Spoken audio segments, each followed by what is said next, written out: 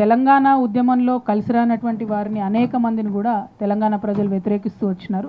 బాలసుబ్రహ్మణ్యం గారి మీద ప్రత్యేకించి ఒక రూమర్ ఉన్నది. అది నిజమో కాదో మాకు తెలియదు. ఒక రూమర్ ఏంది అంటే జయ జయ హే తెలంగాణ పాట పాడమంటే ఆయన పాడలేదు కాబట్టి మరి ఆయన విగ్రహం పెట్టొద్దు అని తెలంగాణ వాదులందరూ కూడా అంటున్నటువంటి సందర్భం. డెఫినెట్గా ఏదేమైనా నేను తెలంగాణ వాదుల పక్షానే ఉంటాను కాబట్టి బాలసుబ్రహ్మణ్యం గారు విగ్రహం పెట్టడానికి ఇంకేదైనా మంచి ప్లేస్ చూసుకొని తెలంగాణ కళాకారులకు సంబంధించినటువంటి విగ్రహాన్ని ఏదైనా రవీంద్ర భారతిలో పెడితే బాగుంటుంది.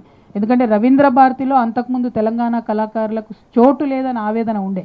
తెలంగాణ రాష్ట్రం వచ్చిన తర్వాత అన్ని జానపద కళలను అక్కడ ప్రదర్శించడానికి చాలా ప్రయత్నం చేయడం జరిగింది.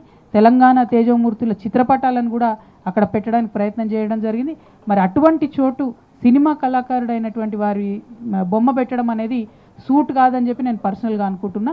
సినిమా కళాకారులు అది పెట్టాలనుకుంటే ప్రసాద్ స్టూడియోస్ ఉన్నాయి, ప్రసాద్ చాలా ఉన్నాయి, ఇంకా చోట్లు లేవని కాదు, పెట్టొద్దని నేను అంటలేను.